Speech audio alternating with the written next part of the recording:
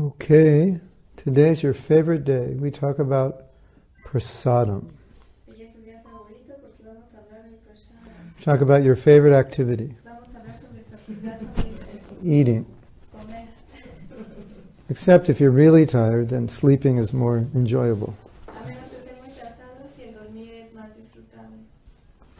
So, prasadam means that Krishna has eaten,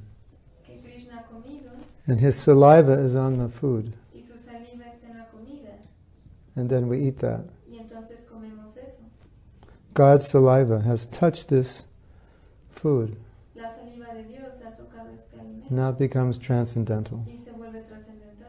And then we don't actually eat it, we honor it. There's a difference.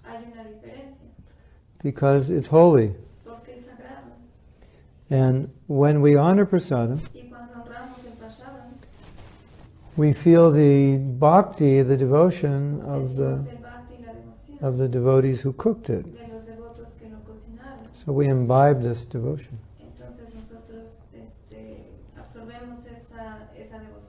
Hopefully they cook with devotion.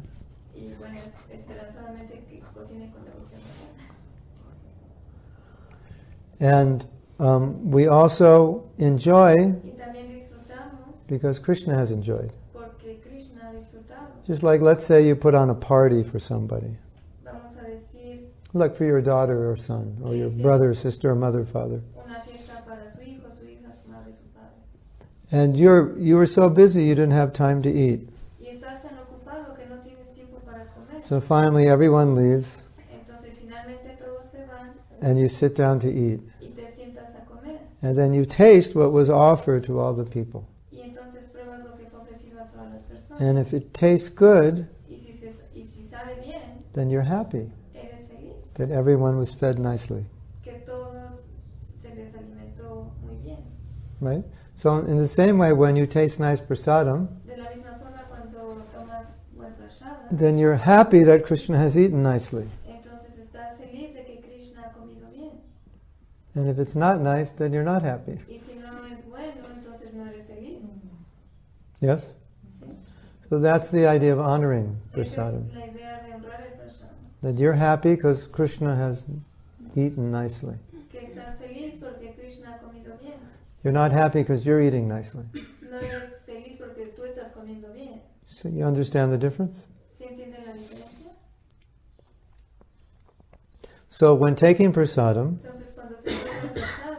we don't touch prasadam, we don't want to get prasadam on the floor. We don't want to step on it. We generally don't want to throw it. We don't want to waste it. Although sometimes we might throw it on some festival day. But we don't want to waste it because it's Krishna. It's non-different.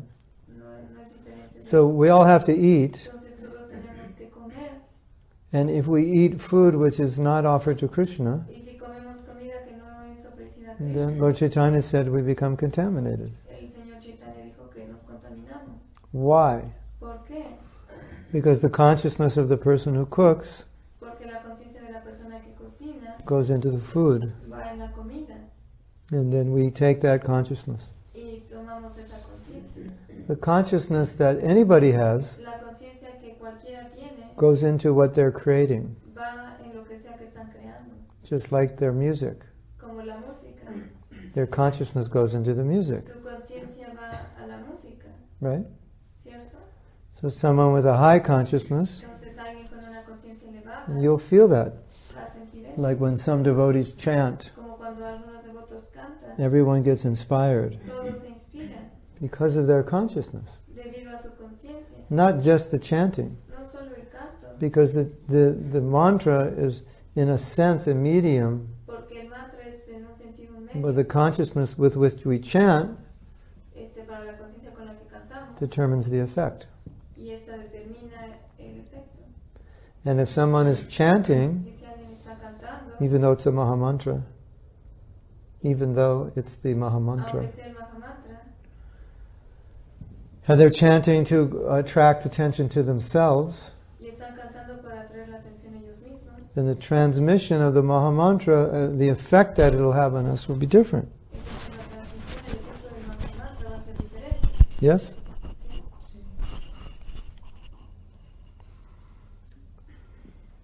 So that's why Brahmins would always cook for themselves.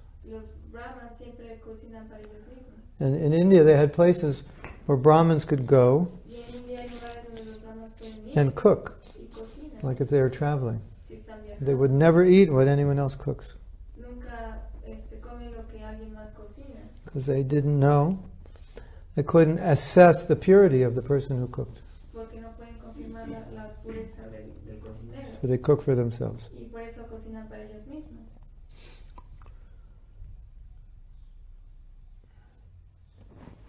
So we should only eat prasadam. She says I'm not online.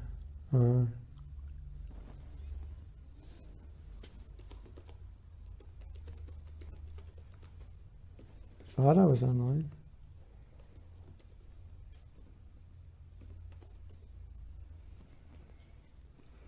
You aren't online yet.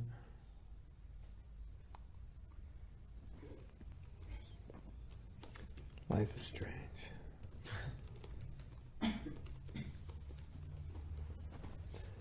I have to wait and see what's going on out there.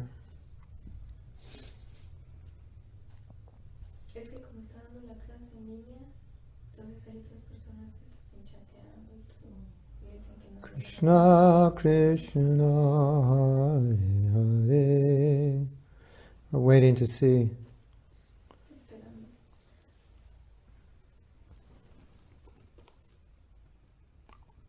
Looks like Guru Nista's not there.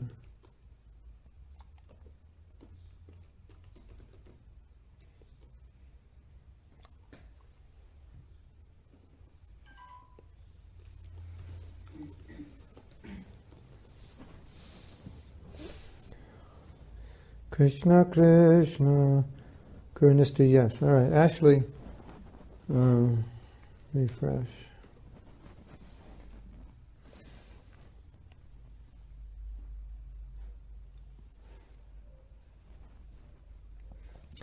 So here's the idea with prasadam. Everything belongs to Krishna. Krishna is the enjoyer of everything. We are the servants. So we don't enjoy unless Krishna enjoys. If Krishna enjoys, that's fine. But we don't enjoy separately. Just like if you're having a party, it's not a problem if everyone enjoys. Is it? As long as they're not trying to override your position.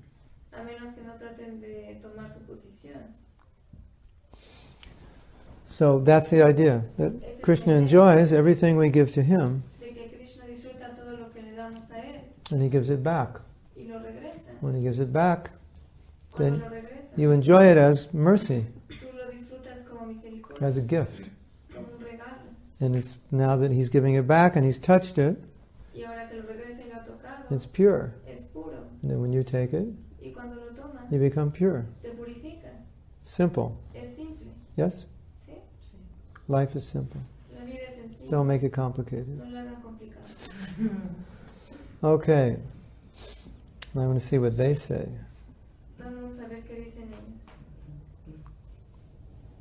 Unless absolutely necessary for preaching or service, food cooked by non-devotees should be avoided. All commercial food items, like chocolates, ice creams, chips, biscuits, cold drinks, bread, should be avoided at home. To guests, one may offer homemade foods and natural drinks. Commercial items may be selectively had while traveling or in otherwise compelling circumstances. Okay, start up the van. I want some chocolate. Let's go.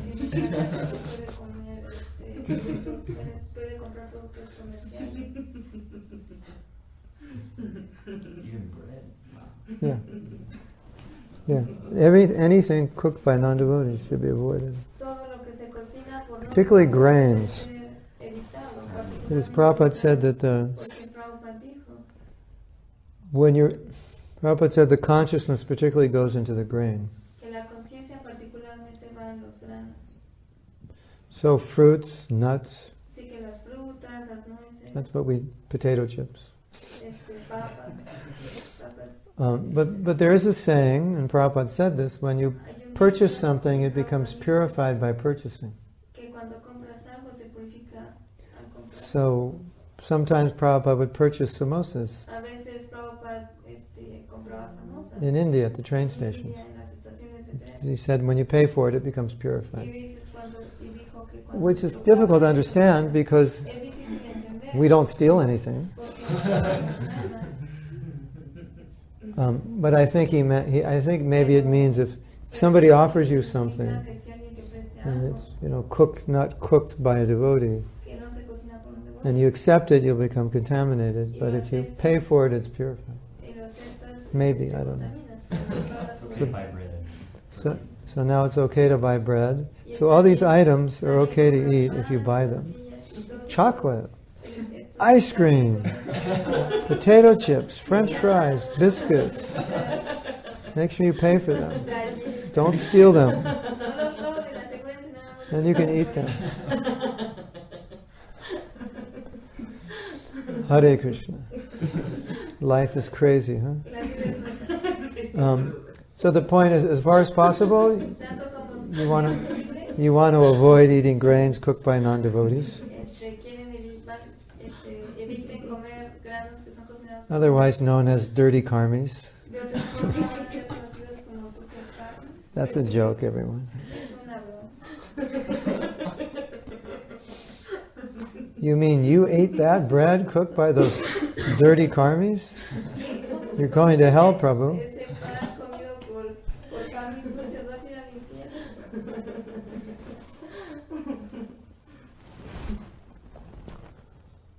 Now, okay, serving prasadam is very important. Because prasadam is a spiritual activity. So it shouldn't be disorganized. It shouldn't be served by people who don't know how to serve properly. And it should be in a clean place. Everyone should be together. And we shouldn't talk about business or any heavy anxiety talks during prasadam. Everything should be in a light mood, like that. So now, serving prasadam. When you serve prasadam, you serve with a spoon, right? Generally. I mean, there might be something you serve with your hand. That spoon should not touch anyone's plate. Because when it touches the plate, it's contaminated. And then you'll stick it back in the bucket. If that happens by accident, then you wash the spoon.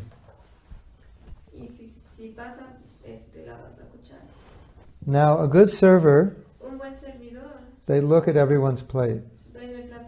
And what are they looking for?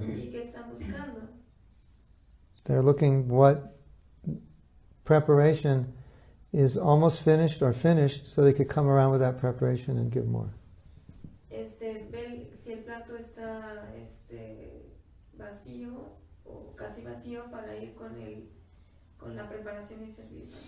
And when they see on that devotee's plate that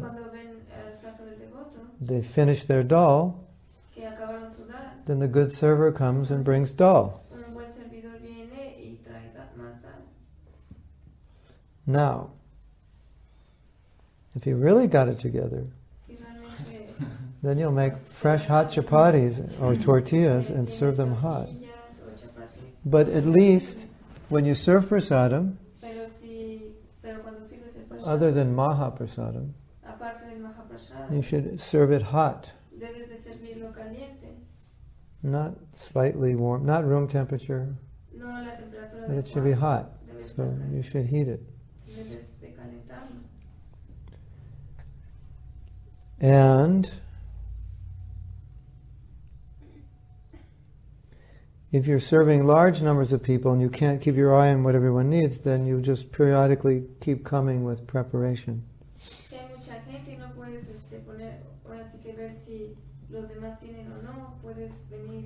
And you don't always have to ask them if you want it, because maybe they're talking. You just show it to them. You just walk and show it. And serve it.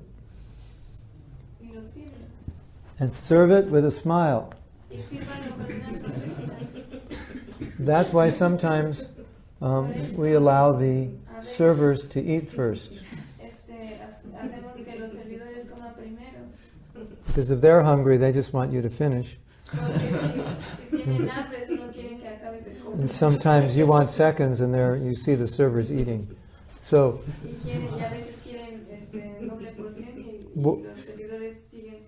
when you feel that you've served everyone sufficiently, then you go around and ask, is there anything else you'd like? Until everyone says no, then you give them what they want and you don't eat. So in the Gaudiya Mat, they would have the sannyasis serve. They would have the more advanced devotees serve. Because proper serving is necessary to create the right atmosphere for taking prasadam. But in ISKCON, they usually have the bhakta serve, right? The lowest on the totem pole serve. But actually, it's a high service. It's an honor. And you don't want somebody who doesn't know how to serve properly. So what's a symptom of someone not knowing how to serve? Well, we mentioned one symptom, that your plate, you've got preparations empty and you're sitting there, and you've got a big pile of rice and no sabji, or a big pile of sabji and no rice, or no dal but no rice, rice but no dal, sabji and no chapati. So they have the eyes to see that.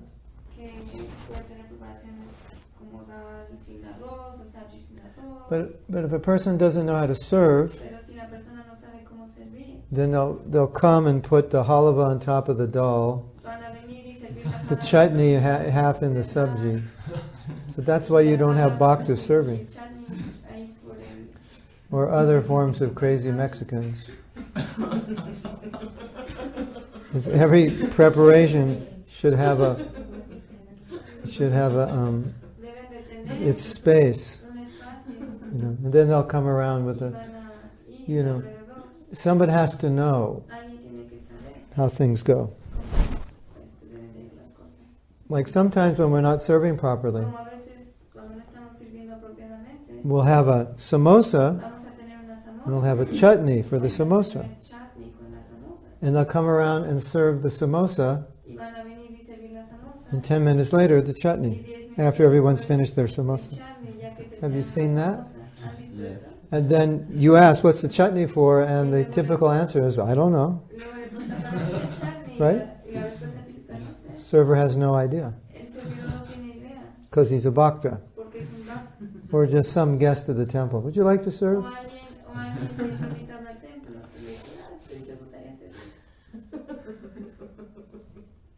So generally, if you really want to get it together, you'll make up the plates, and you'll put a little salt, a little pepper, some lemon, and some green chili for starters, before you serve. But make sure Bhakta Bozo doesn't serve, because he'll throw the sabji right on top of the salt. Guaranteed.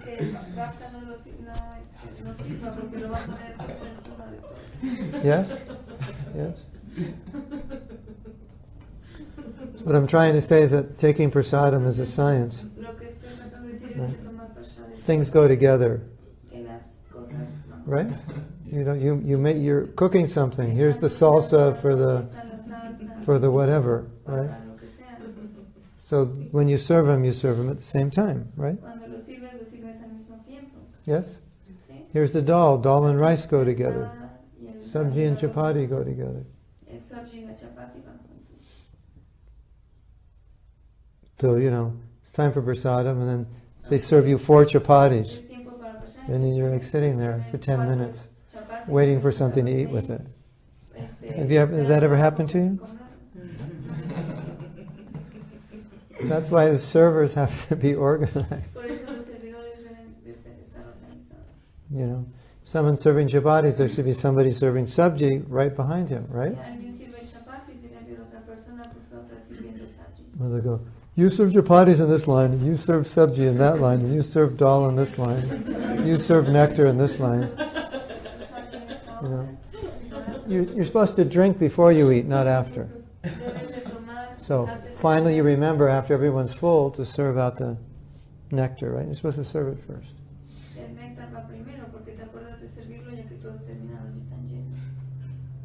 So don't throw the sabji on the salt.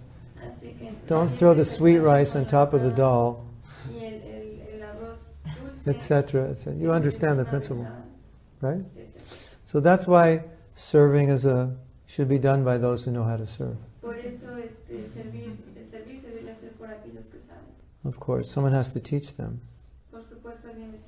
And someone has to teach the people that are going to teach them. Right? That's the problem. Of course, we learn these things living in India because we take feasts that are served properly, and so we learn how to serve. And a lot of times when you have big feasts with hundreds and 500s, thousands of devotees, they'll make a separate arrangement for the Prabhupada disciples. And they'll have a server and preparations just for them. So they don't have to sit there with 4 chapatis on their plate waiting for 10 minutes for the sabji. That Bhakta Bozo throws on the salt. These are true stories, ladies and gentlemen. You see, prasadam is supposed to be a meditation, right?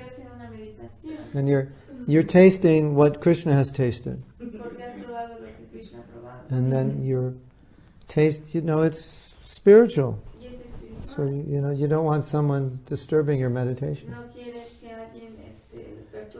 It's kind of like if you were doing puja and somebody comes and pulls your kurta. Hey, you got a samosa? I'm hungry. So, you understand what I'm saying.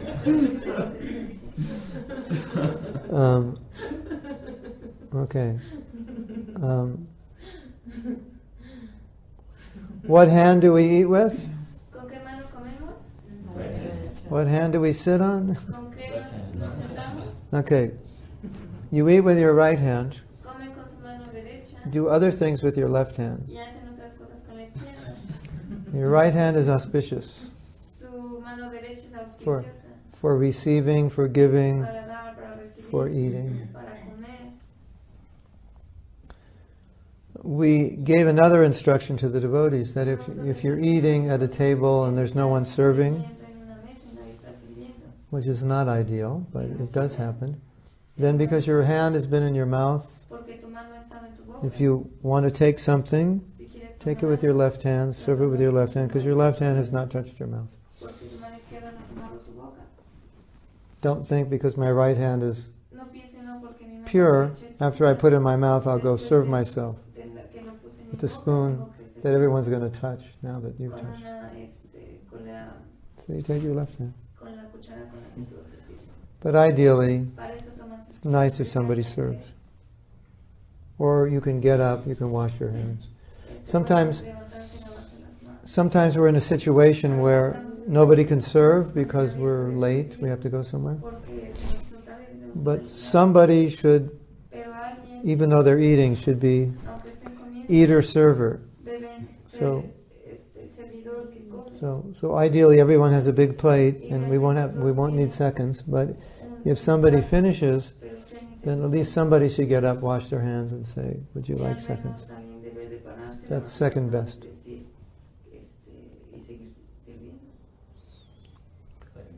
Second best. Not ideal.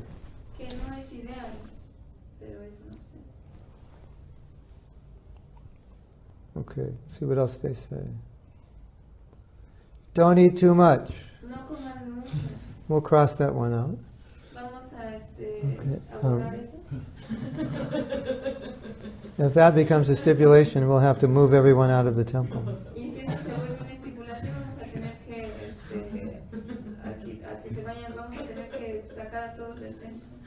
You tell a young man, don't eat too much. It's like talking to a wall. Isn't it?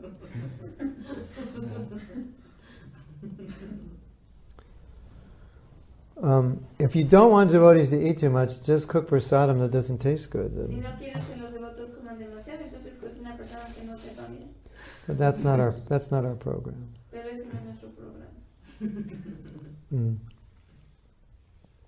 Okay, some nice things about guests.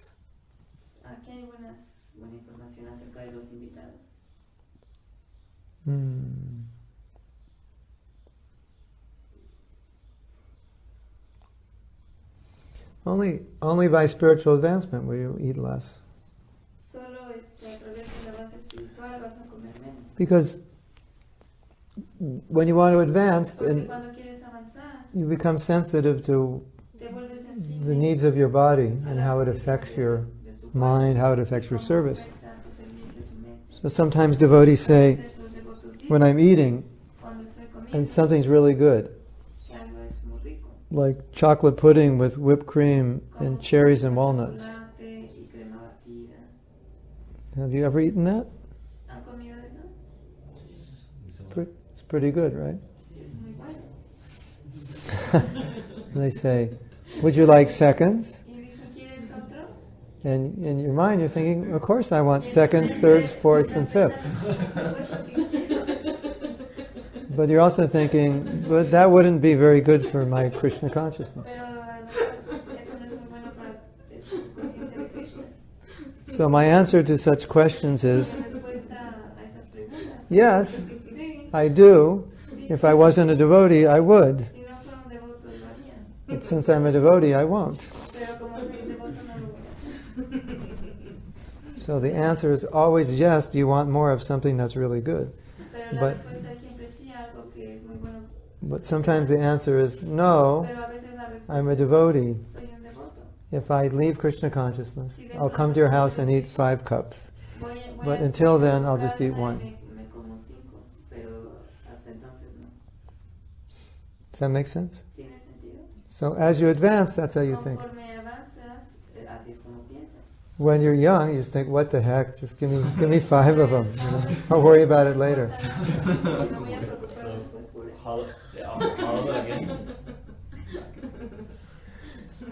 And take a little bit. Take what you need. Take what you need. That's it. Take what you need. Do some tapasya. When you know you've eaten enough,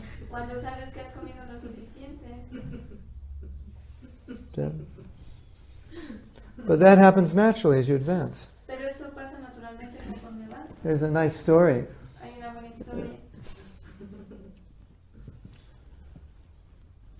Prabhupada's cook, a woman, was distributing Prabhupada's remnants.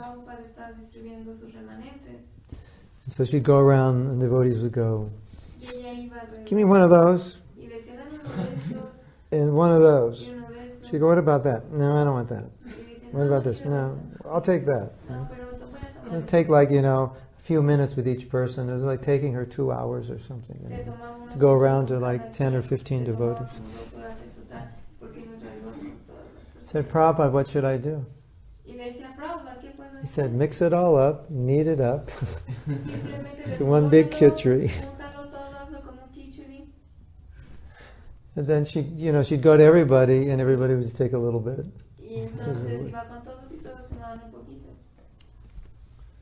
And she had the rest because nobody'd eat it.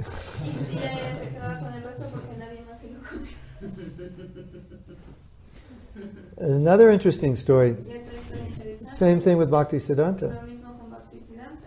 And the person who was distributing, when he would come back, Bhaktisiddhanta would ask him, what did so-and-so eat?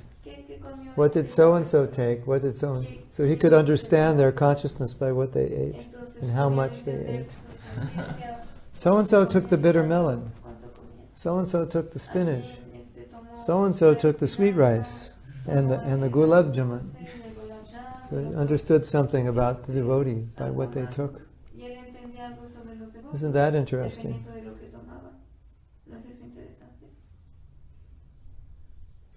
Now, Prabhupada liked new people to eat a lot. Because many of these people were eating meat and he wanted to get them off of meat. And many of them are just addicted to drugs, alcohol, or just addicted to life. So, eat more, eat more, eat more. Give him more prasadam. So, we encourage new people. Eat more, eat more. Not that you serve little small amounts to new people, so there'll be a lot for you, and then you eat a big Govardhan Hill plate. Okay.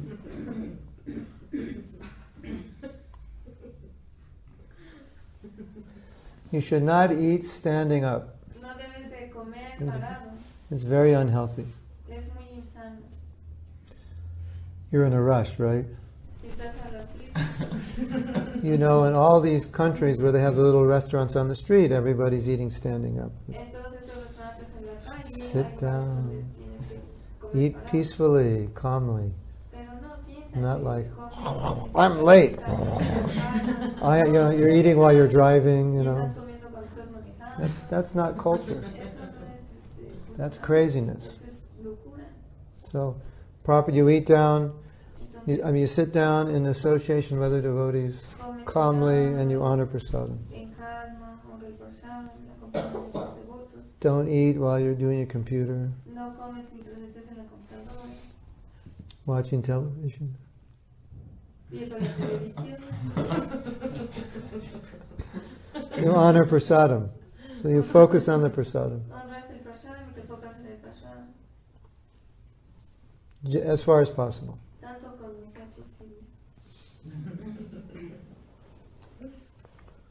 Just like Alejandro said, do you want to have some nuts? And I said yes, but then she offered them. But then it was getting late and the bus was supposed to leave at 4.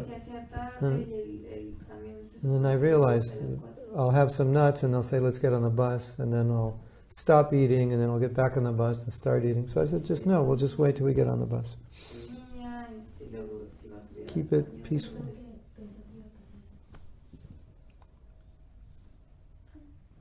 Peacefully.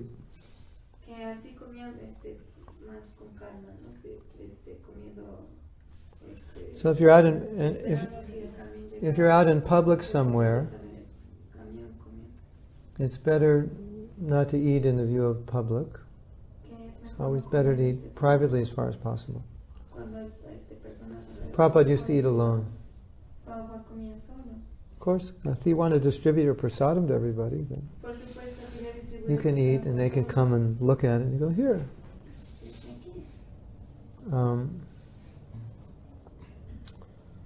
Do you have any questions on prasadam? Oh, they have something here. Okay, this is Indian culture. When guests visit the house,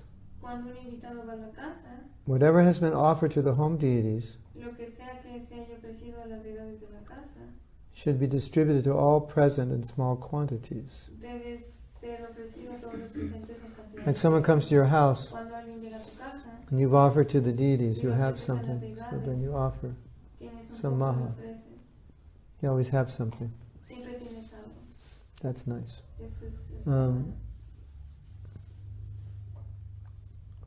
When senior Vaishnavas are present, we should wait till they have begun eating, only then we should begin eating. Unless we are told otherwise. So many devotees are sitting, then you wait for the senior most to start eating. And sometimes he might be waiting for some special something. And they'll say, no, you can start, don't wait for him. That's proper culture. One should get up after finishing prasadam only when all have finished eating. So that's another part of culture. We're all eating. You finish, you just get up and go. That's not culture. You wait. And if you have to get up and go, then you ask permission. I have to leave, I have to organize, I have your permission to go. That's culture. Especially you wait for the senior to finish before you go, or ask permission. Did you know that? If you put two and two together and you start understanding culture, you would figure it out.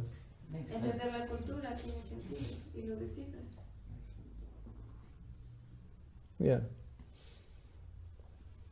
Or let's say, Guru Nishta, she lives near the Newark airport, so we sometimes, I'm at her house and then I go to the airport. So let's say we have an early flight and we're eating breakfast. And she's also going to eat. So she might say, we might be both eating. I might say, well, eat with me. And she'll say, no, Guru Maharaj, you eat first. And I'll say, no, if you don't, we don't eat together, we're going to be late.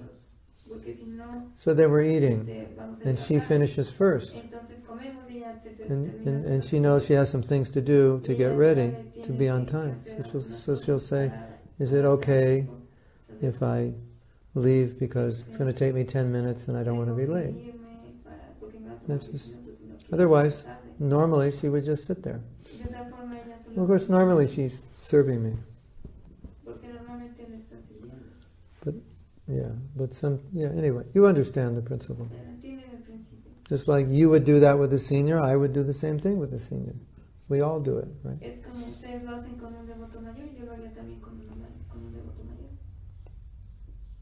And you finished and they're still eating and you sit there and you wait.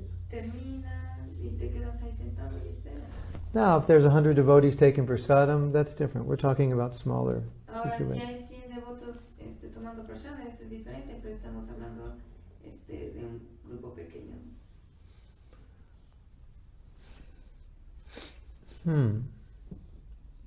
Eat at regulated times, that's ideal.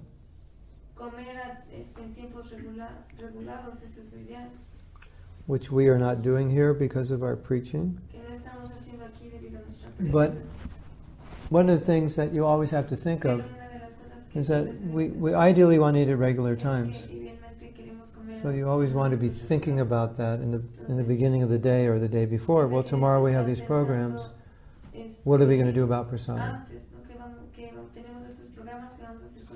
Because ideally you want to eat at the same time. It's good for your mind, your body.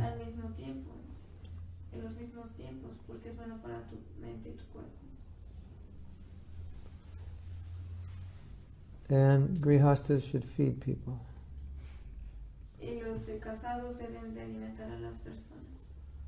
Before they eat, they should go on the street and say, if anyone's hungry, please come. That's what they would do in villages in India. Because the idea of the grihastas was that if you had money and you had wealth, then you would take care of the people who didn't. So you would go out on the street and say, anybody hungry? Please come, it's time for lunch. And you'd make enough. And any animals in the neighborhood, you'd feed them. That's part of the culture. Okay, let's go to Krishna.com and see what they're eating. Okay. Vrindavani says, in India, sometimes server forces more on the plate. And if we can't finish it, or we don't like something, what to do? Oh, I figured this out long ago. This is how you do it, Vrindavani. This is a message to all of those who eat at the homes of Indians, because Indians are very happy when you eat a lot. And they're very expert at looking at your plate and seeing what you need more of. So this is how you do it, Vrindavani. You start with very little. Because the psychology is they want to serve you more. It's not the quantity, it's the number of times, right? So the more times they serve you, the happier you are. So when they're serving initially, you're very small. Very small, right? Then after you eat this very small preparation, you say, oh, I'm so full, I can't eat anymore. And they'll go, just a little. And you go, okay, just a little. You're starving. You're starving. Just give me a little more, you know. Then you eat a little more and you're like half full. And you go, I'm so full. And I go, just a little more, right? Okay, just a little more. So that, by the time you're full, they think they're happy because they thought they fed you 4 times past your full point. But for you, it's just perfect. It works. They're completely happy. You like that, Vrindavani? It's a time-tested technique.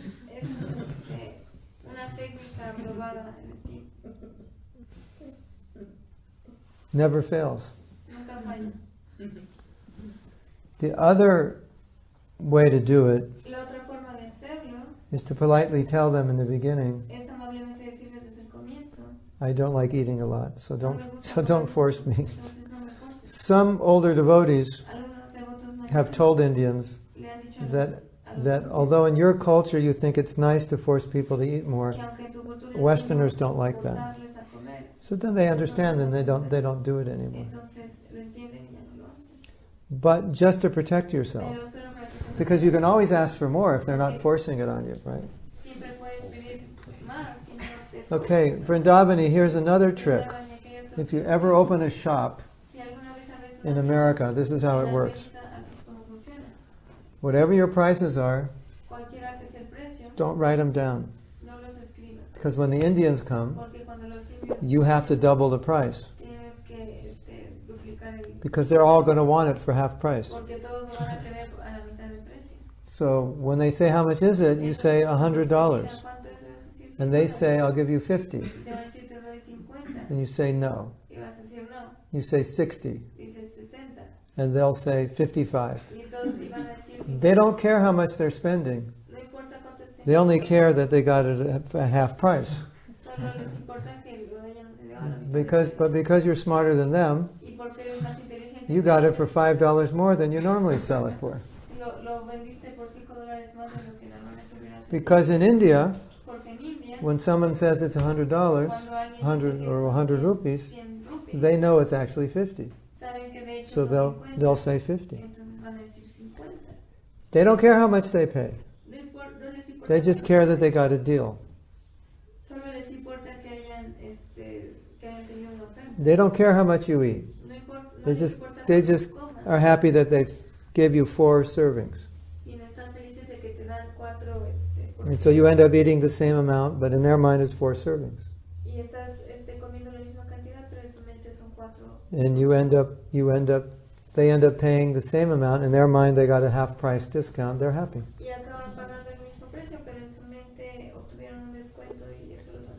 So sometimes to live in this world you have to be a little diplomatic just to protect yourself. So that's how I protect myself from overeating.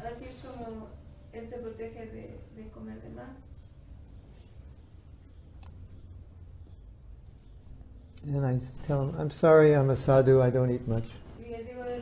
Please forgive me. So, what do you all think of that? The secret tricks of the sadhu.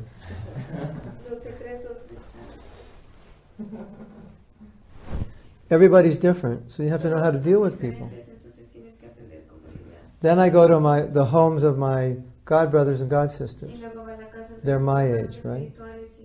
So what do they serve? Exactly everything I would cook for myself. Salad with sesame dressing,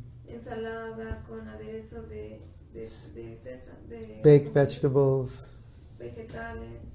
you know, Himalayan rice, Himalayan salt. This, you know, they're just like this. We're on the same. So, and there's no dealing with them. Whatever they make is perfect. They know what to do. Now, one of the most interesting phenomena in the universe is when you have guests and you want to make nice prasadam for your guests.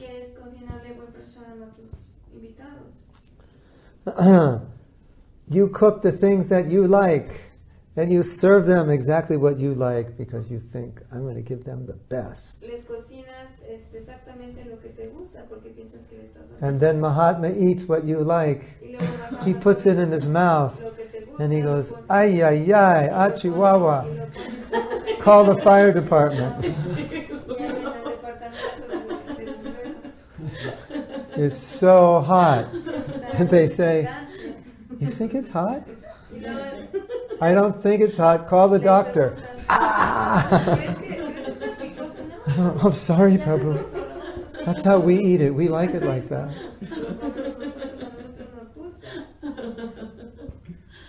The golden rule. Do unto others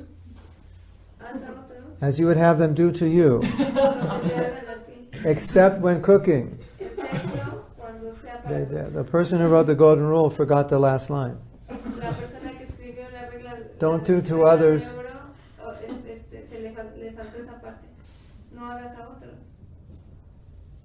So, when you have guests, I have an amazing, I'm going to write an amazing book to teach you how to take care of guests, right?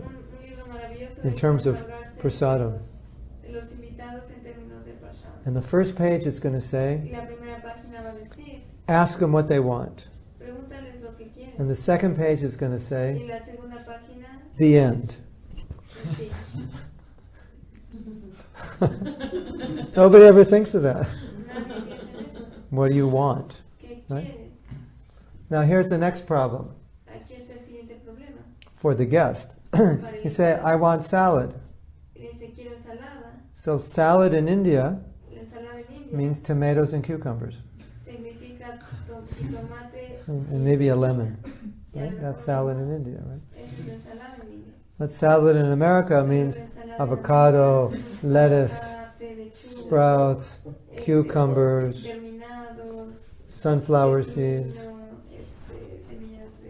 So, all of you guests out there, all of you hostess for the guest, well, this will be page 2 of the book. When the person says, I want salad, then you say, what do you mean by salad? I want a fruit salad. What do you mean by fruit salad? Because in our country, fruit salad means, in Brazil, fruit salad means avocado with sugar on it. Yes. Yeah. So you say, oh, I like rice, dal, and sabji. What kind of sabjis do you like? What kind of dal do you like? What do you mean by dal? Should I make it with ghee? Do you take ghee or oil? You know? That's what you have to do. Not enough people do that. Of course, if I were smarter, I would just come in with a recipe book and go, here, you can cook anything in this book.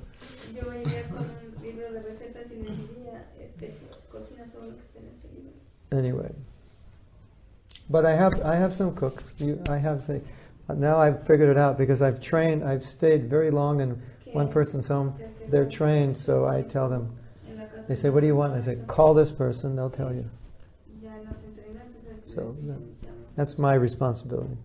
But anyway, from the point of view of a host or a hostess, these are some pointers in terms of prasadam. You might say to Mahatma, do you like enchiladas? And if I'm smart, because I'm in Mexico, I'll say, what's a Mexican enchilada? Because the Tex-Mex enchilada is different from a Mexican enchilada. Right? In fact, I had an amazing revelation that no one in America will believe, but in Mexico City, they don't eat burritos. They're not even sure what burritos are. And burritos in California are like the, staple food for every Southern Californian. Taco Bell, go to Taco Bell, order your burrito. Burrita, Taco Bell. And in Mexico City, what's a burrito? We never heard of that. But the reality is, when we say enchilada or tostada or taco in America, and we come to Mexico, it looks different. So if you're a host, you may want to say, do you like enchiladas? And Mahatma says, yes. And then you might want to say, this is what an enchilada is. Is that what you understand an enchilada to be? Just like I told the devotees, I said, what dessert? Everyone says to me, after they finish serving, they say, do you want anything else? And I tell them exactly what I want, which is exactly what they don't have. I say, yeah, I want Malpura, I want Srikhand, I want Puri. I'm just joking with them, because they say, what else do you want? Do you want anything else? And I tell them exactly what else I want that they didn't serve. And they say, oh, you like those things? And I say, yes. I'll say, tomorrow we'll make those for you. And then the next day they made me Malpura, which was a flat pancake and some sugar. And I said, what's that? And they said, Malpura. And I said, that's not the Malpura that we make. The Malpura we make is a round donut soaked in yogurt. And they said, oh, this is our Malpura. So maybe if you're a host, it might be good to ask, what do you mean by Malpura? Yeah. Would you like halava, Mahatma Prabhu? Yeah. Well, this is how we make halava. And I go, oh, okay, that's good. Or no, can you make it like this? So, anyway, just some things to think about. If you haven't thought of them, you should think of them. Yes? Srikhand, yeah. Can you make Srikhand without sugar? I don't think you can. You could get, get xylitol. Make it with xylitol and grind up the xylitol. Yeah, then that'd be good. Yeah, with saffron Srikhand. Yeah, that'd be good. Gurnis is going to make it. I'm going to meet her at the airport when I go back to India. It's like a half hour from the airport. She has xylitol because I told her to get it. Xylitol is, I think it's the bark of a pine tree and it's sweet. And Vrindavani diabetics can take xylitol. Check it out. Tastes like sugar, but it doesn't have any effect on you like sugar. You won't get fat. Diabetics can take it. It doesn't make you tired.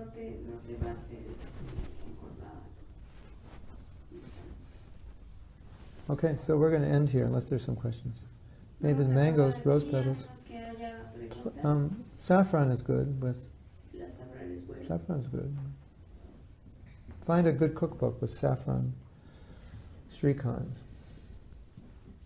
Mangoes is good, yes. Yes.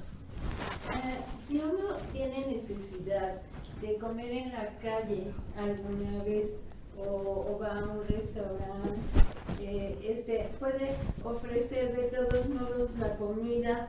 Yo le vi a ella que tenía así laterales, y decía, para una emergencia yo las tengo porque si necesito ofrecerles algo.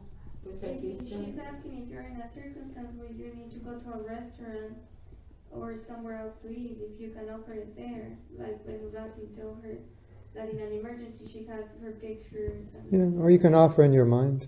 O lo puedes hacer en tu mente. Just say the prayers in your mind. Dices los rezos en tu mente. She's asking if you're in a restaurant or somewhere. You have to offer in public. You could do it in your mind. Que lo puedes hacer en tu mente para ofrecer en tu And another important message for all the devotees here, para todos los devotos aquí. we don't refer to prasadam Si no nos referimos a prasadam, as food. no nos referimos a prasadam Once it's offered, como alimento. Una vez que it's es prasadam. ofrecido es prasadam. Food means something not offered. Which El in, alimento significa algo que no está ofrecido. but in Sanskrit they call it bhoga. Y en sánscrito le llaman boga. And bhoga means sense gratification. Y boga significa satisfacción. So it's saying, here's a banana. Aquí hay una banana. If I eat it Si la como, without offering it, sin ofrecerla, it's sense gratification. es gratificación de los sentidos. So it's called bhoga. Entonces se llama boga. And what's your markets called? Bogaderias? What's Bodega? Bodega. Perfect. Bodega. You see, in America we say we're going to the boga market. So bodega. Vamos a ir al mercado de la boga. You got it down here. Isn't that nice? It's not food. It's either boga No es alimento, es or it's prasadam. prasadam. Oh Prabhu, you're eating boga. Oh, Prabhu, estás comiendo. That makes you a bogey. Eso te hace boga. One who eats boga is a bogey. No se come boga, es un boga. Right? Yes? So, we eat prasadam. Comemos prasadam. And we're not supposed to eat in front of the deities, ideally. Y realmente no se debe comer enfrente de las deidades. And we're not supposed to, before we offer it to the deities, Y antes de ofrecérselo a las deidades, you know, like you're cooking, let's say, Vaisanava's cooking pasta, como si Benurati está preparando pasta, and then Jeremy's sitting down here, y Jeremy está sentado ahí, and he smells it, y lo huele, the tomato sauce. como es salsa de tomate. And Jeremy goes, I love pasta. I can't wait. Technically, you can't offer that. He just ate it in his mind. Técnicamente ya no lo puedes ofrecer porque ya lo comió en su mente. You understand? It has to be entirely for Krishna's pleasure. Debe ser enteramente para el placer de Krishna. And even if it smells good, Y aun you have to si think, huele bien, debes de pensar, that smells good. I can't wait till Krishna eats that because I know he's going to like it. That's how you have to think. No, you practice, you get used to it. It smells good, but you don't think about eating because it's for Krishna. It's just like Caro. She goes out to buy me a birthday present, and so she buys a Yves Saint Laurent sweater, cashmere, 1,500 pesos. Beautiful sweater. Like Timothy had never seen a sweater like that in his life. And he sees that sweater and he goes, that is beautiful. That is a gorgeous sweater. I love that sweater. Guru Maharaj is going to love that sweater. That's how. It's the same thing with cooking. Just like, wow, this. You smell it, but you don't think about. He's not thinking. Maybe late at night, I'll steal the sweater and tell her, I think a burglar came. Stole the sweater. I don't know where it is. No. Sometimes when they cook, it's like it goes right to your stomach. Yeah, because you have to be in that consciousness. It's all for Krishna. When you're in that consciousness, it doesn't matter. You're hungry, you smell it. It's like you're so geared. Your life is so geared. Everything's for Krishna's pleasure. And that's why when you're in the kitchen, you don't look at anything thinking, "Oh, that looks good." Yeah, it tastes good. You don't eat it. The only time you'll eat it is if you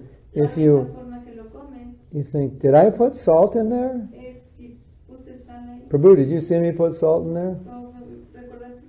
I wasn't paying attention. Did I put salt in? Because you're thinking, oh, if I don't put salt in it, it's not going to taste right. And if I put salt in it, again, it's going to be too salty. So you might, not for your enjoyment, but just to taste it, and make sure there's no salt. And you go, oh, there is salt. Okay, good thing I didn't put more salt in. So, because that's your mood, it's not to enjoy. So in some cases you may do that. Because it's for Krishna. So that's where your consciousness is, because you're a devotee. Everything's for Krishna. So no problem. You don't taste it, you smell it, it smells good. When it smells good and you're cooking for Krishna, you're happy. You're making a preparation that smells good. Krishna's going to like it. Just like when you see that beautiful sweater, you're happy. Wow, that's such a nice sweater, he's really going to like it. Right? This, you're cooking, you go, this smells good. Krishna's going to like it. That, if you're in that consciousness, I've had experiences cooking for the deities, going in hungry, and after I finished cooking, I was completely full. I didn't want to eat. You have that experience? You? Is that amazing? So, I mean, like actually have no desire to eat. And I was really hungry when I started cooking. It's amazing. It's like you're just satisfied cooking for Krishna. Is that amazing? Turn to the devotee next to you and say, Prabhu, that's amazing.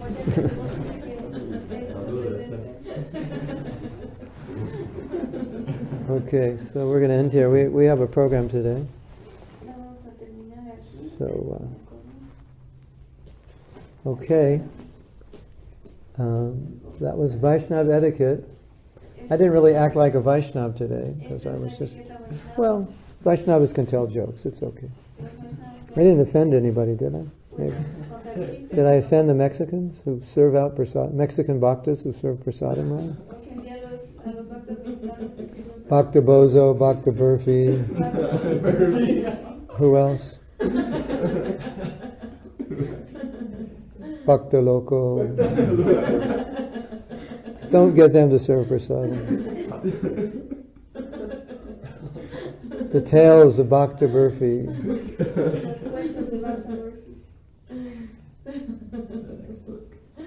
One who does everything wrong. There was this one devotee. He joined in Mauritius. Everything he did was wrong. Everything. He just came from a village. He never didn't go to school much. And after he'd do something wrong, he'd go, oh sorry. He'd go, oh sorry Prabhu, sorry Prabhu. So I renamed him Hari Sari. Because he was always sorry.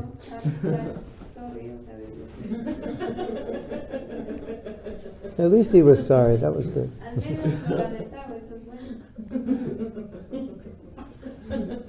At least if you do something wrong, be sorry. But don't do it wrong the next day. It's okay to do it wrong once. Right? Yeah, okay. So we're going to end here. And what are we going to do now? We're going to have to make prasadam, right? We have to prepare prasadam. So we have to eat enough to last us till like 6 o'clock, right? No, we have prasadam. Oh, I have prasadam there. Okay. So we can eat simple. Okay. Thank you, everyone. Show you my forearm form before we go. And we'll see you tomorrow, yes or no? What's tomorrow? Tomorrow the same time. We haven't had daylight savings yet in Mexico. We're still waiting. April 6th or 7th we have it. So something like that. So same time.